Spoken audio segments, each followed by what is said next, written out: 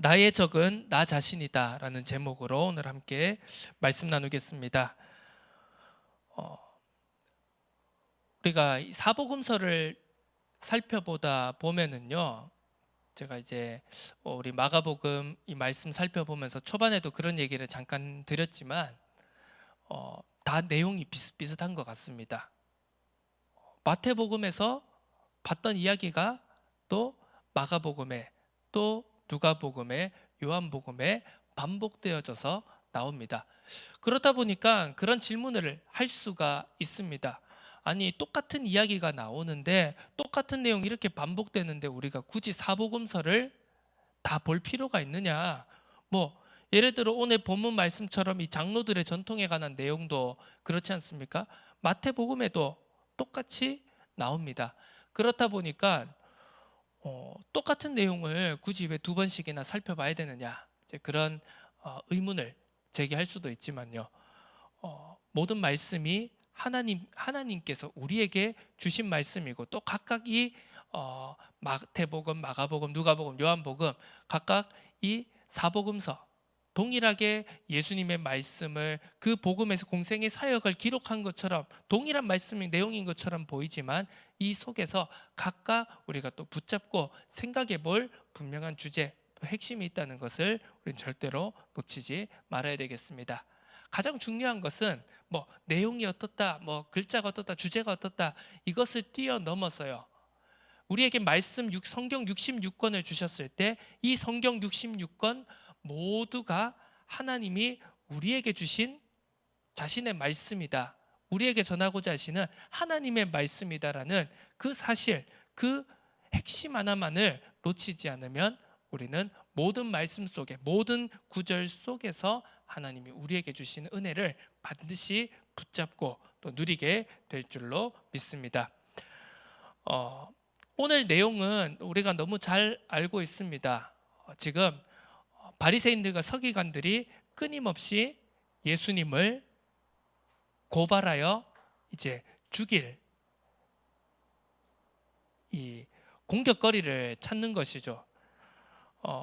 지금까지도 계속 예수님의 사역은 이 갈릴리 지역, 어떻게 보면 그 당시 이스라엘 지역에서는 변방이라고 할 수가 있습니다. 왜? 예루살렘을 중심으로 한 유대 지역이 그 당시에 어떻게 보면 정치, 경제, 사회, 종교, 문화 모든 것의 중심지였기 때문에요.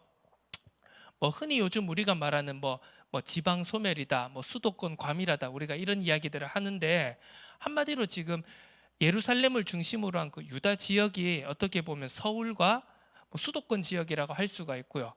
갈릴리 지역이라고 해봤자 흔히 우리가 이 농담식으로 이야기하는 우리가 흔히 강원도다 이렇게 이야기를 할 때 우리가 희화화해가지고 굉장히 촌구석이다, 시골이다.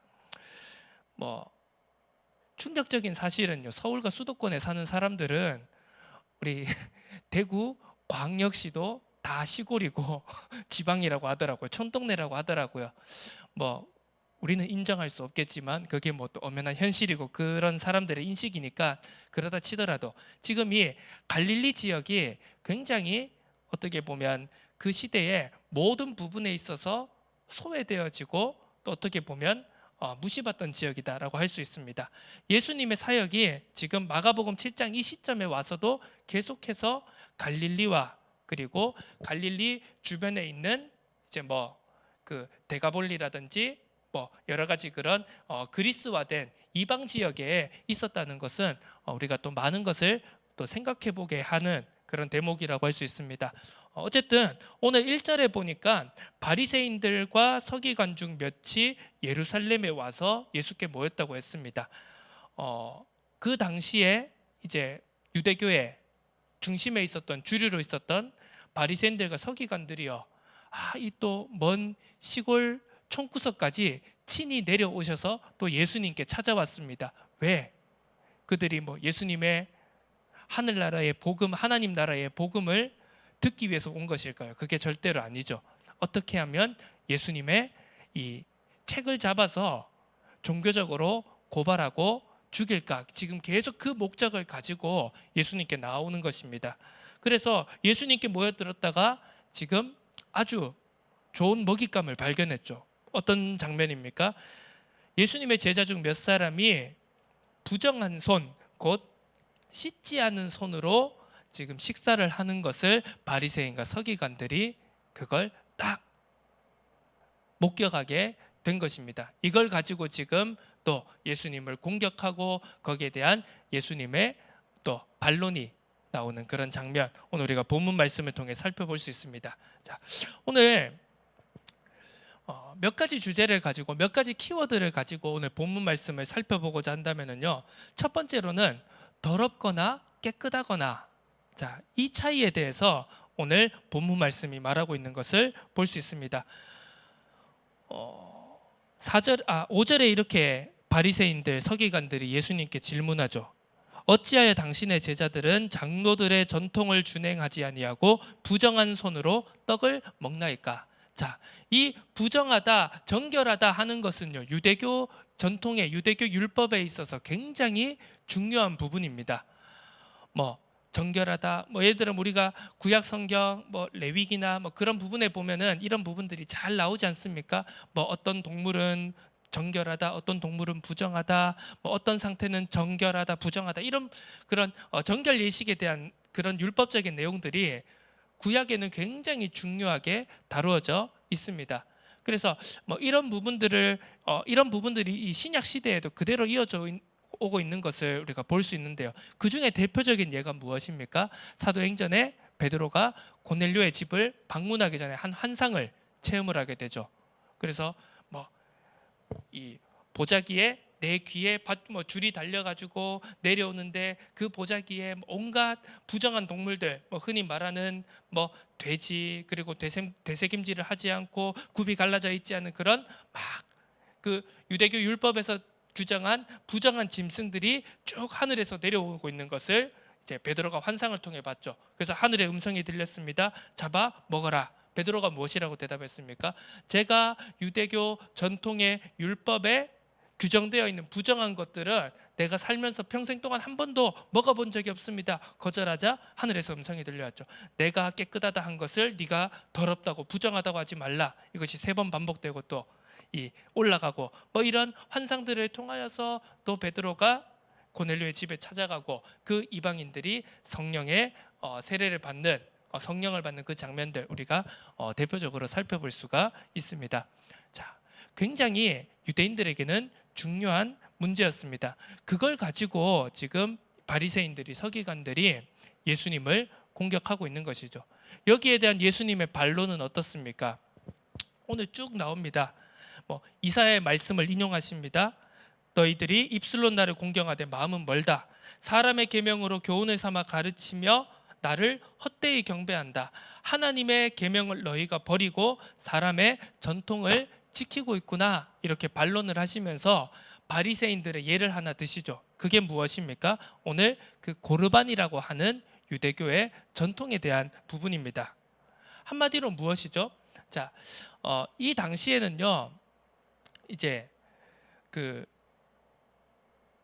흔히 이제 우리나라도 마찬가지입니다만 굉장히 부모님을 공경하고 부모님을 잘 모셔야 되는 그런 문화가 있지 않습니까? 요즘 젊은 세대에 와서는 좀 그런 부분이 많이 희미해지긴 했지만요. 우리 전통적인 우리의 그 교육과 사상과 가치관에 있어서는 어떻습니까?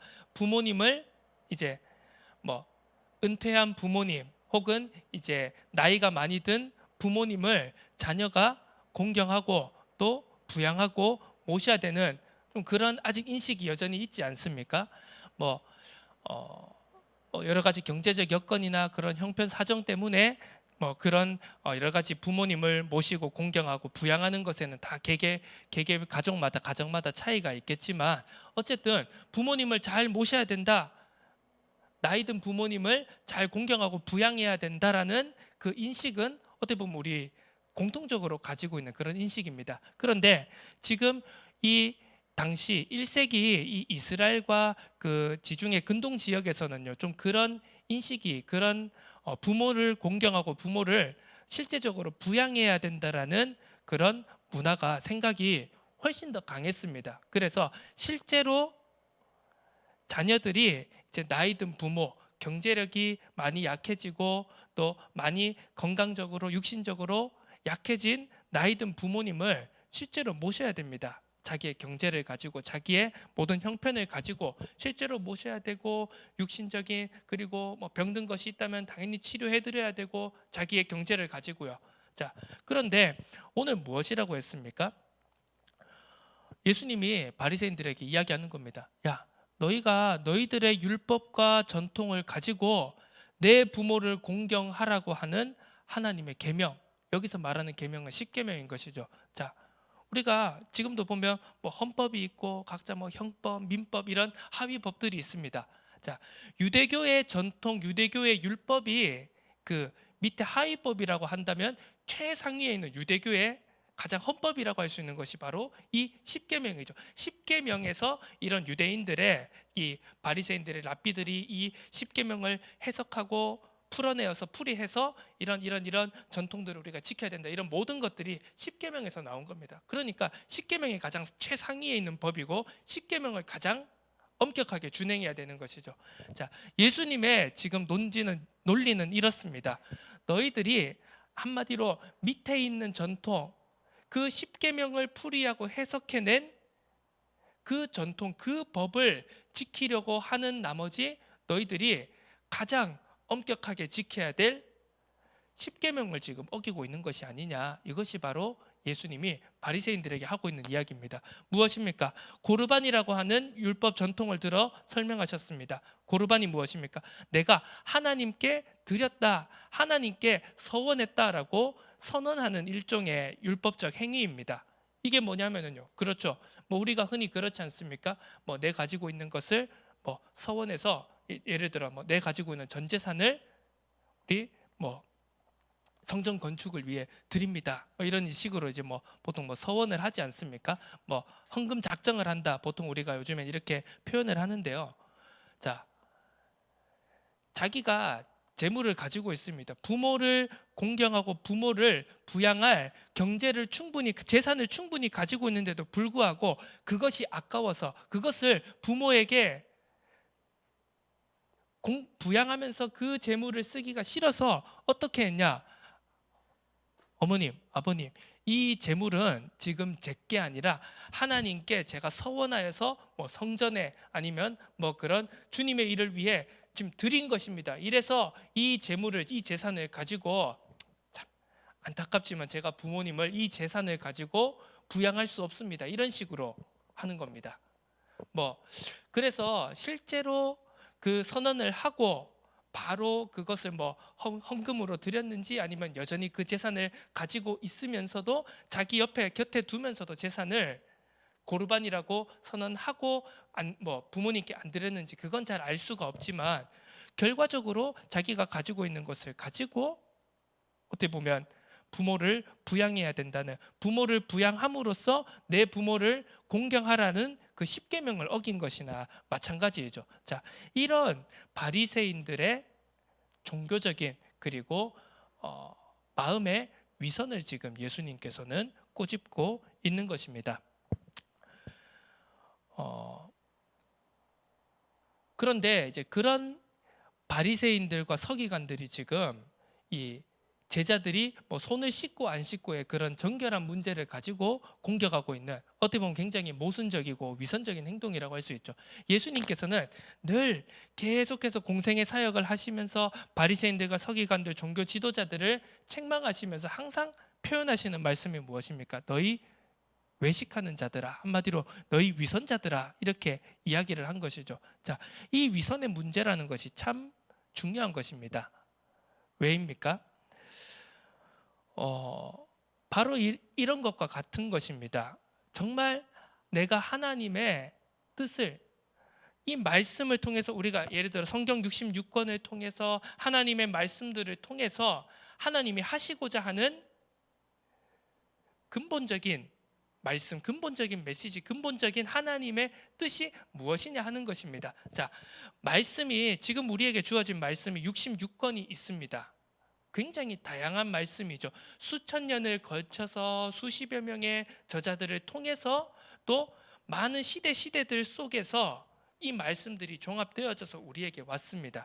그래서 가만히 살펴보면은 말씀을 굉장히 이 말씀 우리가 이 글자로 바라보는 이 텍스트 자체가요. 어떤 성경은 이렇게 말하는 것 같고 어떤 성경은 저렇게 말하는 것 같고 앞뒤가 맞지 않는 것처럼 느껴질 수 있습니다.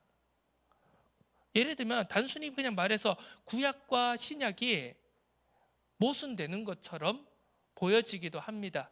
그래서 많은 분들이 이렇게 이야기도 합니다. 자, 예수님께서 오셨고 율법을 폐했고 하나님이 십자가 위에서 모든 것을 다 이루셨기 때문에 우리에게 이제 구약은 필요 없다. 구약은 읽을 필요 없다라고 말하는 분도 있습니다.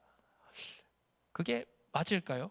그렇다면 왜 우리가 이 성경을 비싼 돈 들여가지고요. 이 얇은 성경만 해도 뭐 못해도 한 2, 3만 원, 3, 4만 원은 될 텐데 이거 구약 빼고 반으로 줄이면은 반값에 살 수 있지 않습니까? 근데 왜 구약 말씀이 이렇게 버젓이 인쇄되어져서 우리에게 있는 것일까요? 자, 이것을 우리가 한번 깊게 생각해 볼 필요가 있다는 것입니다. 자, 오늘 이 7장 초반부의 말씀 우리가 살펴보면서 생각해 볼 부분은 자, 이 위선의 문제라는 것을 생각해 봤을 때 우리가 신앙적에서 그렇고요. 우리의 삶에서도 우리의 육신의 삶에서도 그렇고 우리가 믿지 않는 세상 속에서도 살아가면서도 그렇고 이 위선의 문제라는 것을 바라볼 때 자, 이렇습니다. 지금 바리새인들은 이렇게 이야기하고 있는 겁니다. 자, 오늘 뭐 씻지 않은 손이라고 했는데요. 그게 뭐 꼭 제자들이 손을 안 씻고 예를 들면 그 시대 상황은 막 그 이스라엘 지역이 사막 지역이고 막 모래가 풀풀 날리는 지역이고 이러다 보니까 이 조금만 밖에 나갔다가 오면은요 온몸이 다 먼지인 겁니다.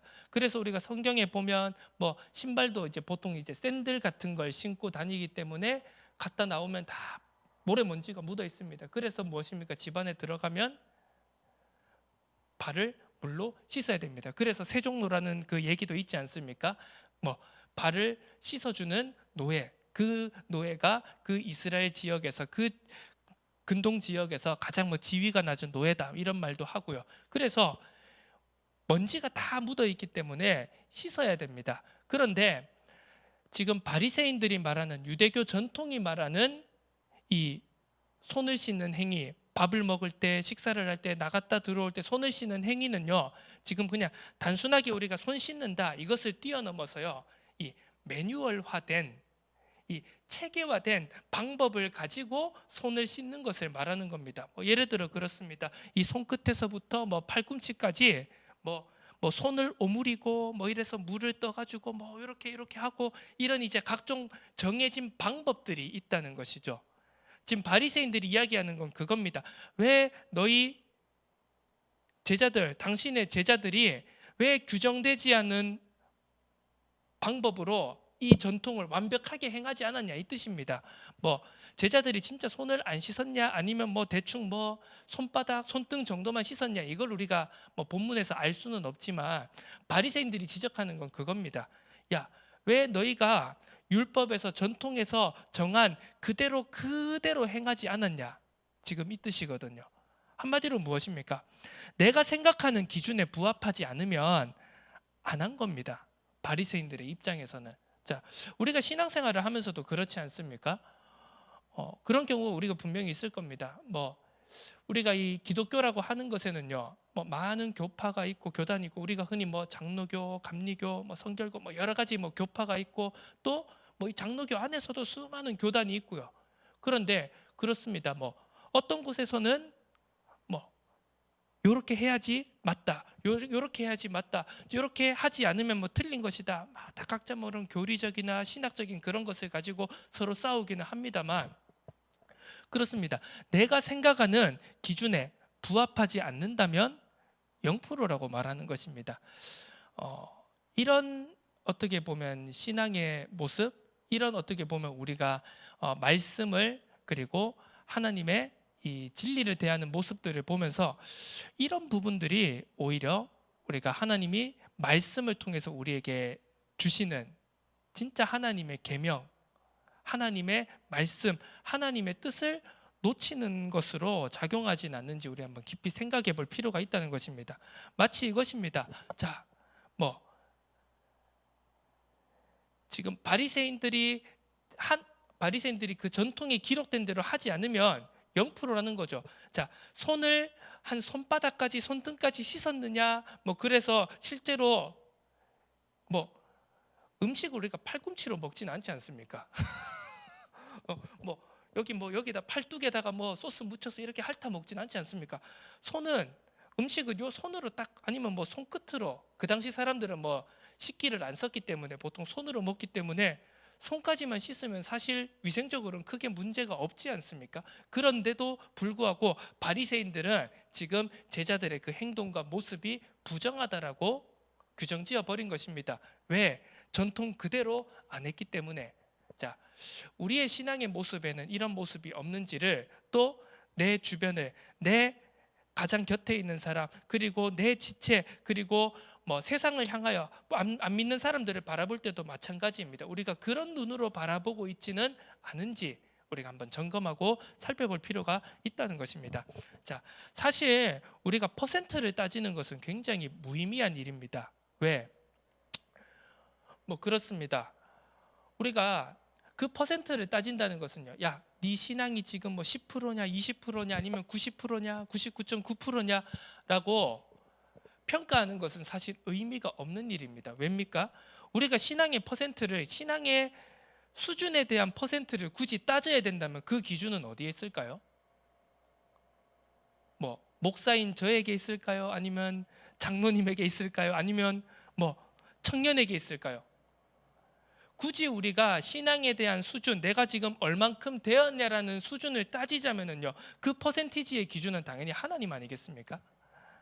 하나님이 되어야죠. 하나님의 말씀이 되어야 되고, 하나님이 어떻게 보면 퍼센티지의 기준이 되어야 되는 것이죠. 그런데 생각해 보십시오. 되게 끔찍한 일 아닙니까? 만약에 신앙의 기준을, 퍼센티지를 하나님으로 맞추고 우리가 그 하나님의 퍼센티지에 100%로 채워야 된다고 생각하면 우리가 그걸 할 수 있겠습니까?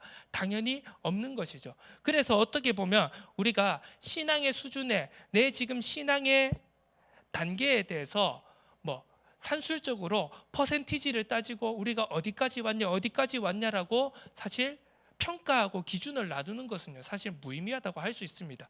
누구도 하나님 앞에서, 누구도 말씀 앞에서 100%가 될 수는 없기 때문인 것입니다. 자, 예수님께서는 율법을 지킬 필요가 없다라고 말씀하신 게 절대 아닙니다. 예수님은요, 내가 계명을 완성하였고, 그리고 새 계명을, 너희가 하나님의 말씀을, 율법을, 새 계명을 준행해야 된다라고까지 말씀하셨습니다. 그러면 예수님께서 계속해서 이 사복음서를 통해서, 복음서를 통해서, 그리고 바리새인들과 서기관들을 책망하시고, 그리고 오늘도 이야기하십니다. 깨닫지 못하는 제자들을 향해서 계속 안타까운 마음으로 말씀하십니다. 율법을 지키지 말라는 게 아니라, 니들 마음대로 하라는 게 아니라, 이 진리가 너희를 자유케 하리라라고 하셨는데, 그 진리로 자유케 한다는 것이 니들 마음대로 방종하면서 살아라라는 것이 아니라, 너희가 가지고 있는 이 위선의 문제, 모순의 문제를 우리가 철저하게 직시해야 된다라는 그 말씀을 어떻게 보면 예수님께서는 바리새인들과 서기관들에게, 또 아직 깨닫지 못하는 제자들에게 말씀하고 계신다는 사실입니다. 자, 우리가 그렇습니다. 하나님의 말씀을, 그리고 이 성경 말씀을 잘 지키고자 합니다. 자, 지금 우리가 이렇게 예배드리러 와서 우리가 신앙생활을 하면서, 야, 오늘도 담임 목사님이 설교하시는데 오늘도 말꼬투리를 잘 잡아봐야지. 어떻게 하면 말 실수하실까? 그거 잡아내려고 여기 오는 사람이 얼마나 있겠습니까? 여기 계신 분들 중에 그런 분들 계십니까? 그렇지 않을 것이라고 생각합니다. 다 말씀을 사모하고 그 말씀을 가지고 내가 이번 한 주간도 어떻게 하면 하나님이 뜻에 맞게, 그리고 하나님이 더 기뻐하시는 방향으로 이번 한 주간도 신앙생활을 할 것인가를 고민하고 애쓰는 분들이라고 다 생각합니다. 그런데 그럼에도 불구하고 우리가 말씀을 받았지만 또 우리가 말씀을 가지고 그 말씀대로 살아가겠노라고 다짐하고 결단을 하지만 여전히 우리의 삶에 나아가다 보면은요, 수많은 갈등들이 펼쳐집니다. 현실적인 모순들이 펼쳐집니다. 하나님의 말씀만 가지고는 살기가 너무 힘들구나라는 그런 좌절이 찾아올 때도 있습니다. 그리고 우리의 연약함이, 내 부족함이 아직 치유되어지지 않고 갱신되고 회복되어지지 않은 나의 모든 쓴뿌리들이 아직은 말씀대로 하나님의 뜻대로 살아가지 못하게 방해하는 요소들이 아직 여전히 있다는 것입니다. 그래서요, 우리에게는 당연히 위선적인 모습이, 앞뒤가 다른 모습이 있을 수밖에 없다는 것이죠. 그런데 중요한 것은 무엇입니까? 그것을 우리가 인정해야 된다는 것입니다. 바리새인들과 서기관들을 향하여서 예수님께서 악하다라고, 너희들이 정말 죄인이구나, 너희가 회칠한 무덤이구나라고 책망하신 이유가 무엇입니까? 바리새인들은요, 자기들은 100% 지키고 있다라고 생각했습니다. 내가 손끝에서부터 발꿈치까지 내가 얼마나 완벽하게 씻는 줄 알아? 내가 얼마나 밥을 먹을 때 모든 식기들에다가 다 물을 뿌려가지고 씻어서 깨끗하게 율법과 전통대로 하나님을 잘 섬기고 하나님을 사랑하는 줄 알아? 그래 놓고는 고르반 이러면서 부모를 공경하지 않는 그 마음속에 무엇이라고 했습니까? 들어가는 게 더러운 것이 아니라 안에서 나오는, 마음에서부터 나오는 것이 더러운 것이다라고 예수님이 책망하시지 않습니까? 그것이 무엇입니까? 겉으로는 하나님을 잘 섬기고 내가 가지고 있는 것을 하나님께 드려서 서원합니다, 고르반이라고 하면서 신앙생활 잘하는 것처럼 보이지만 그 중심, 그 속마음은 어떤 것입니까? 아까워. 내 부모에게 이 재산을 쓰기가 싫어. 이런 악독한 마음으로, 탐욕스러운 마음으로 표현한 것 아니겠습니까? 그것을 지금 예수님께서는 말씀하고 있는 것입니다. 오늘 말씀을 정리하도록 하겠습니다. 오늘 말씀의 제목처럼요, 어떻게 보면 나를 가로막고 있는 적은 내 옆에 있는 사람이 아니라, 주변이 아니라, 환경이 아니라 나 자신이라는 것을 우리가 분명히 깨달아야 합니다. 우리가 신앙생활을 더 잘하고 싶고 하나님의 말씀대로, 하나님의 뜻대로 조금 더 나아가고 싶고 신앙의 한 단계로 더 올라가고 싶고, 그런데 그것을 방해하는 것이 무엇입니까? 물론 악한 사단의 괴계가 있겠죠. 사단의 속임과 사단의 방해가 있겠죠. 그리고 우리의 주변에 우리가 신앙생활을 또 말씀대로 살아가지 못하게 하는 수많은 조건들과 환경이 분명히 있겠죠. 주변에 있는 사람들의 핍박과 시험도 분명히 있을 것입니다. 하지만 더욱 중요한 것은 하나님께로 더 가까이 나아가게, 내가 신앙의 더 높은 곳으로 올라가지 못하도록 방해하는 가장 큰 적은 나 자신이라는 것을, 여러 가지 환경과 상황 속에서 내 것은 보지 못하고, 내 들보는 보지 못하고 내 밖에 있는 티끌을 더 크게 바라보는 나 자신에게 있다는 것을 우리가 오늘 말씀을 통해서 다시 한번 확인하고 점검해 볼 수 있는 은혜가 있기를 주님의 이름으로 축원합니다. 물론 전통이 중요하죠. 그런 우리가 만들어 놓은, 사람이 만들어 놓은 시스템이라든지 여러 가지 약속이라든지 서로 간의 규칙, 이런 것들이 다 중요합니다. 하지만 그것 이전에 우리가 더욱 붙잡아야 될 건 무엇인가?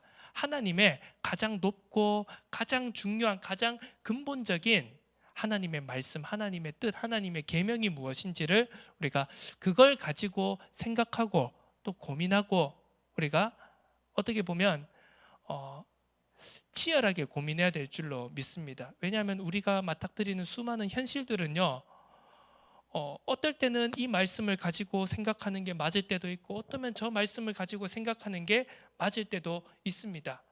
이게요, 좀 양쪽이 충돌하는 것처럼 보입니다. 하지만 그 모든 것들을 조화시키는 진짜 말씀의 근본적인 핵심이 어디에 있는가를 우리가 깊이 생각해 볼 필요가 있다는 것입니다. 중요한 것은 내 자신이 연약하다는 것, 내 자신이 여전히 하나님의 은혜가 필요하다는 것, 내가 말씀의 모든 것을 놓치지 말아야 한다는 것, 내가 중요하지 않다고, 내가 가장 하찮다고 생각하는 그 속에서 하나님의 뜻과 계획이 담겨 있을 수 있다라는 그 마음의 중심을 놓치지 않는 것이 무엇보다도 중요하다고 생각이 됩니다. 더럽거나 깨끗하거나 무엇이 정결하고 부정한 것인가, 그 이전에 나 자신을 점검하고 확인하고 살펴볼 수 있는 은혜가 넘쳐나기를 주님의 이름으로 축원합니다. 함께 기도드리겠습니다. 하나님 아버지, 감사드립니다. 오늘도 우리에게 말씀을 통해서 중요한 것을 붙잡고 깨닫게 하는 은혜를 허락해 주시니 감사드립니다. 우리의 삶 속에 찾아오는 수많은 모순들과 갈등들과, 그리고 그 속에서 우리가 속기 쉽고 빠지기 쉬운 위선의 문제를 하나님의 예수 그리스도의 생명의 복음의 말씀을 통해서 나 자신의 연약함이, 나 자신의 어두운 부분이, 나 자신의 각인과 뿌리와 체질이 환하게 비추어져 드러나는 은혜가 넘쳐나기를 소원합니다. 나의 연약함을 치유하고 하나님 앞으로 나아가지 못하게, 하나님의 앞으로 더욱더 가까이 나아가지 못하게 방해하는 나 자신의 모든 것이 치유되어지고 회복되어지는 은혜가 넘쳐나도록 축복하여 주옵소서. 감사드립니다. 예수 그리스도의 이름으로 기도드립니다. 아멘.